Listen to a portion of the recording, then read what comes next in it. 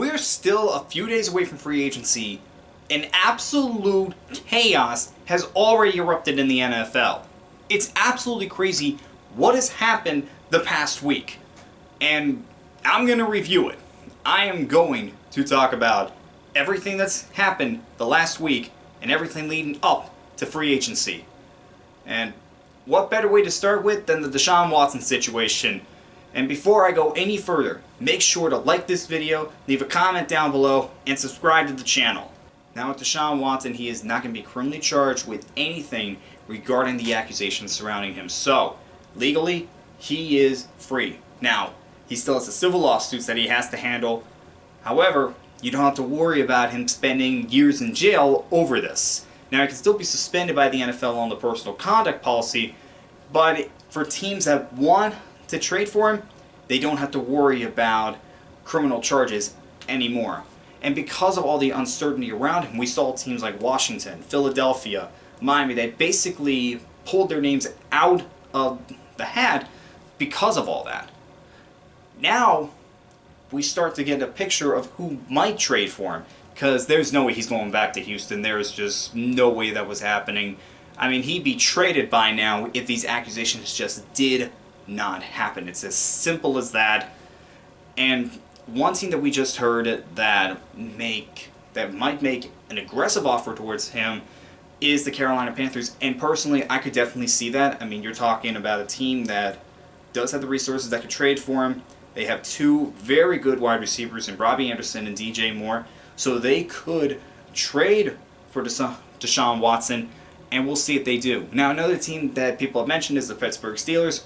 Personally, I think they're going to go to the draft for that, but I could be wrong.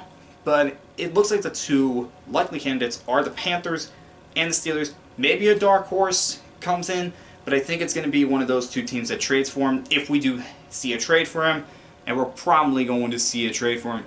So, enough on the Deshaun Watson situation.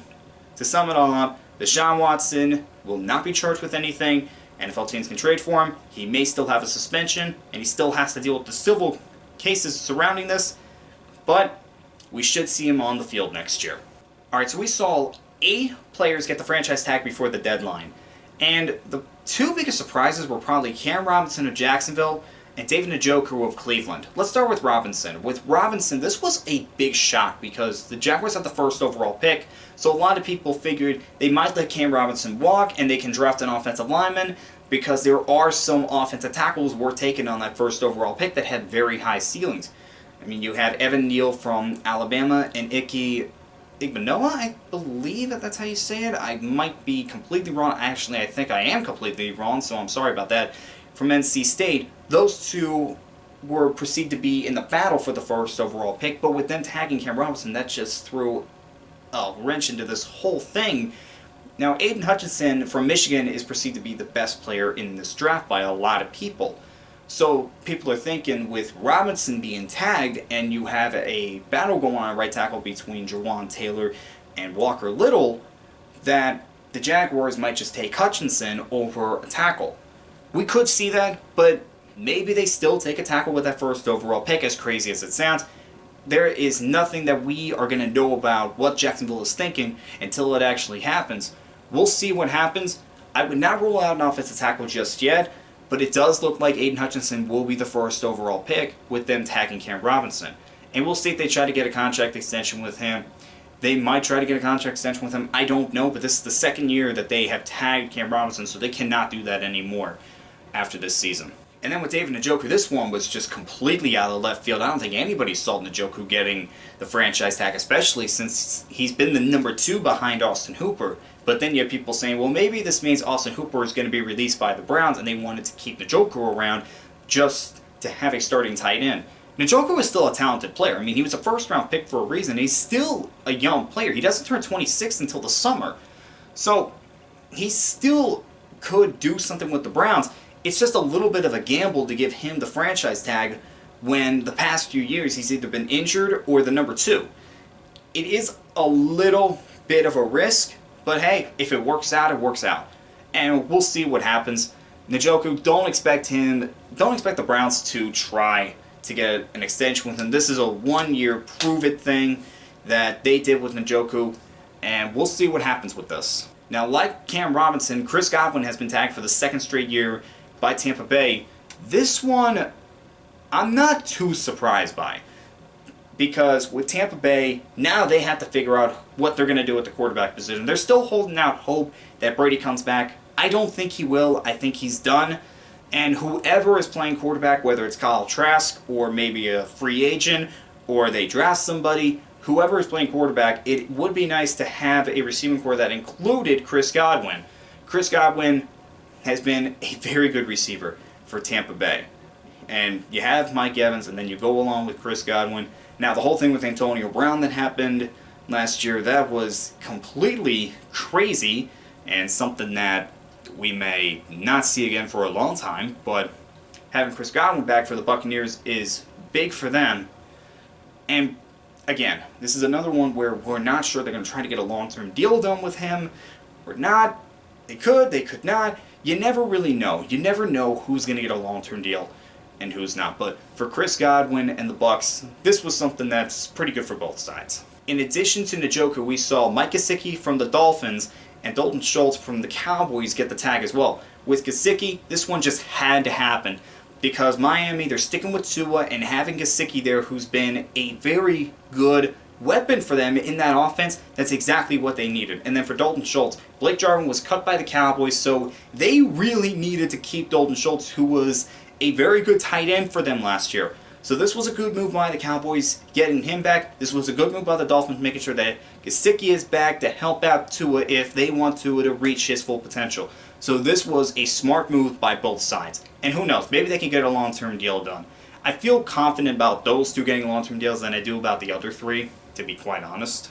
Jesse Bates from Cincinnati also got the franchise tag. This was one where I just knew right off the bat Bates was going to get that franchise tag because he's one of the best defenders that Cincinnati has. He's been one of their best players since he came to the Bengals, and he definitely deserves a long-term deal. We'll see if the Bengals give him a long-term deal. Not sure if they will. They don't have the best track record with this, but we shall see.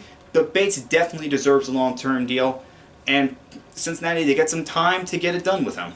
Another one that just had to happen was Orlando Brown for the Kansas City Chiefs. Kansas City gave up a first-round pick for him. You don't do that for a guy that you're only going to have for one season. That's just not a good way to handle it. But Orlando Brown, he got the franchise tag. This is another one where he deserves a long-term deal. He's gotten better each year that he's been in the NFL.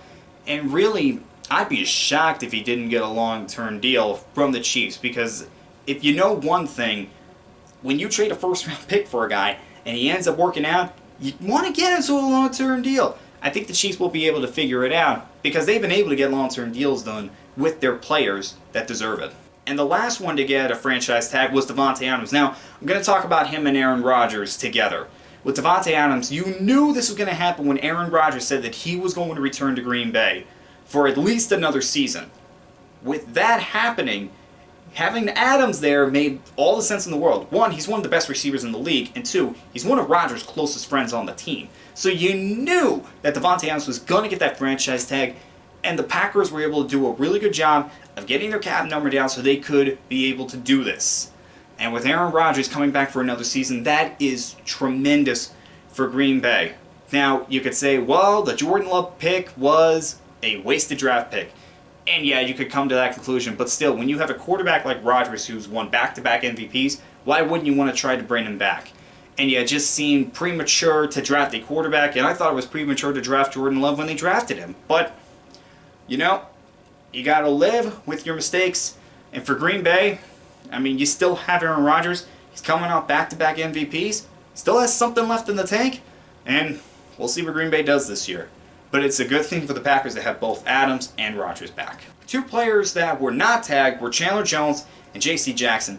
Chandler Jones for Arizona, you just know he's not going to be back with Arizona. I just don't see that happening. But Chandler Jones has been a really good player in this league. He might be a Hall of Fame caliber player if he still has a few good seasons left. And I'm not taking that lightly. I believe he could be in the Hall of Fame one day. He's been a very good player since he was drafted by the New England Patriots back in 2012. And he still has some football left in the tank. I believe he still has some football left in the tank, and I think he could be a good fit for somebody in the NFL. I think he's going to be somebody that teams are going to want to sign. And then with J.C. Jackson, this guy went from an undrafted rookie to maybe becoming the highest paid corner in the NFL. Maybe I might be stretching that a little bit, but J.C. Jackson's in due for a big payday. It might not come from the Patriots, but somebody's going to give him a big payday. It's going to be interesting to see where he ends up. Another player that did not get the franchise tag but later signed an extension was Harold Landry from the Tennessee Titans. Now Tennessee, they have had problems rushing the passer the past few years. The only guy that's really been able to consistently get to the passer has been Harold Landry. He's had back-to-back double-digit sack totals the past 2 seasons, and he was rewarded with a 5-year, $87 million contract. He definitely deserved it. Again, he's been able to consistently get to the quarterback where the Titans have had problems doing that the past few years. And then another defender to get a big long-term deal was Max Crosby of the Las Vegas Raiders. He got a 4-year, $98 million extension. How crazy is that? Max Crosby went from a 4th-round pick to 3 years later signing a big deal from the Raiders. And this is a guy that's had dealt with some demons the past few years, but he was able to overcome them. Definitely deserved this. He and Landry, to me, are 2 of the most underrated defenders in the NFL. Their names don't get talked about probably as much as they should. And for Crosby, this is just somebody that you can really get behind, that you can learn from, and as an inspiration to anybody that's having problems. I just am so proud of both Landry and Crosby for getting these deals. 2 players that definitely deserved it, and can't wait to see what they do the next few years to show why they got those extensions.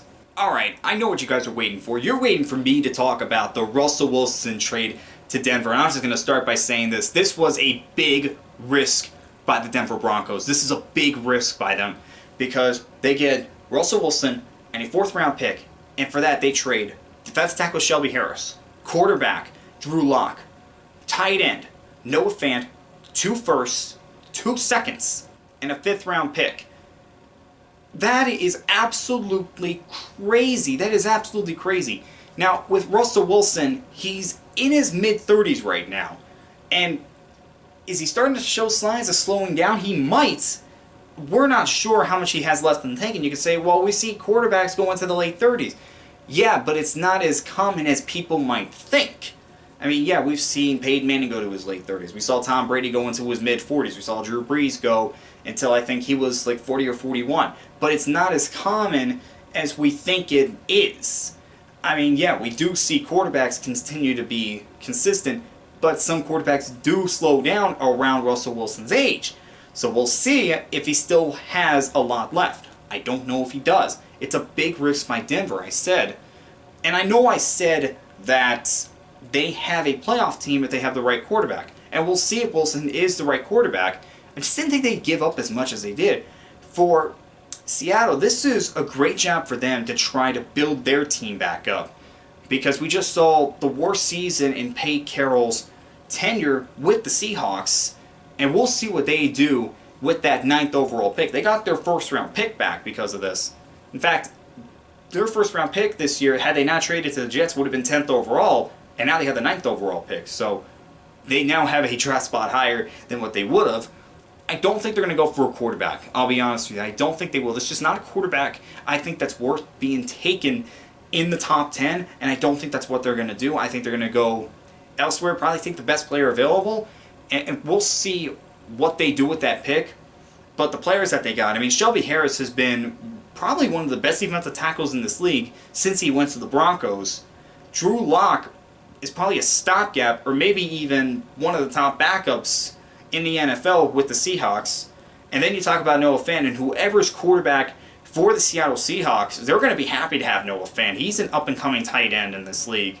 And with a young quarterback and with a really good tight end, that's a recipe for success if Seattle does take a quarterback with that 9th overall pick. I don't think they will, but they might. It's going to be interesting to see what they do, but this could work out great for Seattle but they have to use these picks the right way, and we'll see if they do.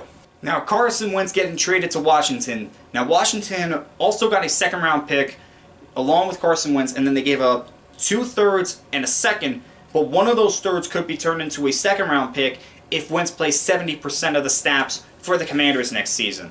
So that could work out for the Indianapolis Colts. Yeah, they traded away a first-round pick for Wentz, and they're getting 2 3s and a 2 back that could become another 2. We'll see. We'll see what happens with how the Colts use these picks, and we'll see what happens with Wentz when he's with the Commanders, and that's still a stupid name. I'm going to say that. But this could be a win-win for both sides. And the reason I say that is because for the Colts, they were able to get some value from Wentz when they were not able to make the playoffs with him last year. And for Washington, they could have a solid quarterback in Wentz. I mean, Wentz is not a bad quarterback. It's just there are some things about him that just prevent him from being a true franchise quarterback. The injuries and the fact that maybe he tries to do too much, a little bit of inconsistency with that, I don't know. But this could be a win-win for both sides. I'm not sure about this, or this could be a lose-lose for both sides. It just depends on how things work out. For Indianapolis, they've got to use these picks the right way. For Washington, they have to make sure they put Wentz in the best possible position to succeed. I don't know if they will, because I don't trust Washington at all, but who knows? They could surprise us. One I did not see coming was Khalil Mack getting traded to the Chargers. Now, the Chargers get Khalil Mack, Chicago gets a second-round pick and a 23 sixth-round pick. Okay? And this could seem like the Chargers just stole Khalil Mack, because with what the Bears gave up for Khalil Mack, I mean, they gave up 2 first-round picks for Mack. Don't forget that. They gave up 2 first-round picks to the Raiders for Khalil Mack, and they only get him back for a second-rounder and a 23 sixth-rounder.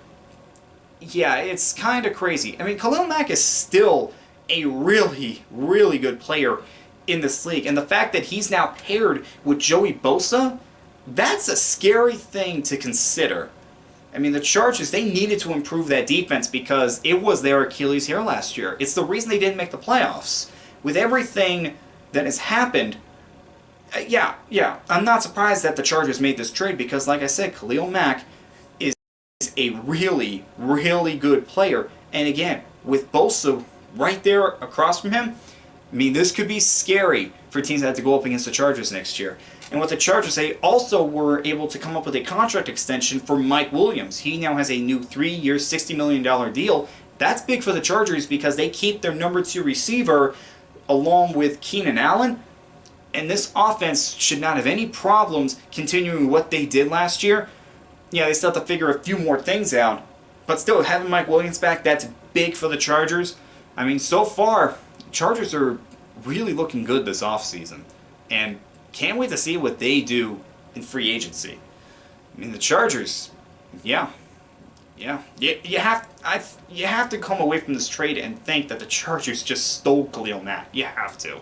And one more big trade that we got was Amari Cooper being traded from the Cowboys to the Browns. Now, the Browns also got a 22 sixth-round pick, and all they had to do was trade away a 22 fifth and a 22 sixth.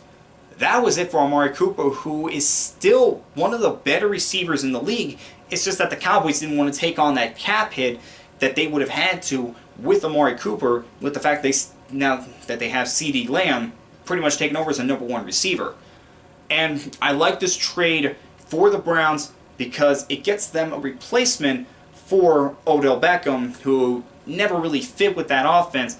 And with Amari Cooper, he might be able to fit with that offense and become a number 1 receiver for them.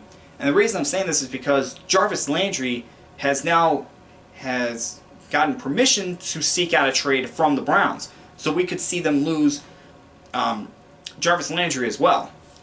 Now, this is pretty good for the Browns if they are able to use Amari Cooper the right way. And it can be a little scary for those that remember that it wasn't too long ago where Cleveland was the place where careers go to die. And if you're worried that that might happen again, yeah, okay. But right now, gut reaction, I think this could be good for Browns. And Amari Cooper, but we're just going to have to wait to see. And we also have two other players that are on the trading block. You have Christian McCaffrey and you have Fletcher Cox. Now, with Fletcher Cox, he's been one of the best defensive tackles for the Eagles for a long time, but he's starting to get up there in age and he's got a pretty big cap hit. So it's not a bad idea to seek out a trade. Somebody might want to get him to see if he still has something left in the tank. We'll see if the Eagles can get a decent haul from him. That'll be a good thing. And with Christian McCaffrey, this is just a case of he's been hurt too often and he has a big cap hit for a running back. I don't know if the Panthers are going to be able to trade him, but we'll see. Maybe somebody wants to trade for him. I don't know if somebody will, but hey, stranger things have happened. And we've already seen some players get released. Landon Collins from Washington was released. Bobby Wagner was released. We saw Tavon Young, Tariq Cohen, and others that have been released in the past few days. Now, with Bobby Wagner, I think he still has something left in the tank, and we could see a team like maybe the Ravens. I mean, the Ravens are known for taking cap casualties and getting the most out of them. So, Bobby Wagner to the Ravens definitely could happen. The thing with Tavon Young, he's been hurt way too often. I think he'll end up at a place. Maybe it's going to take him a while, but I think somebody's going to want him. Tariq Cohen, if everything checks out with him medically, somebody's going to want him. Because this is a guy that can do a whole lot for your team. Yeah, he's smaller and he's coming off a major injury, but you know what? Somebody's going to take a chance on him. And then Landon Collins. Landon Collins is still a starting caliber safety in this league, but he was not worth the money that he was going to be paid this year from Washington. So somebody's going to pick him up as well. And we're going to see some other players get cut that can still play in this league. Just not sure who yet. And there's always going to be a surprise. And like I said, it's already gotten crazy. It's just going to get crazier once free agency starts. And I can't wait to see what's going to happen. Alright, that is all I have to talk about, guys. And are you excited for free agency as much as I am? Comment down below. And as always, I will see you guys next time.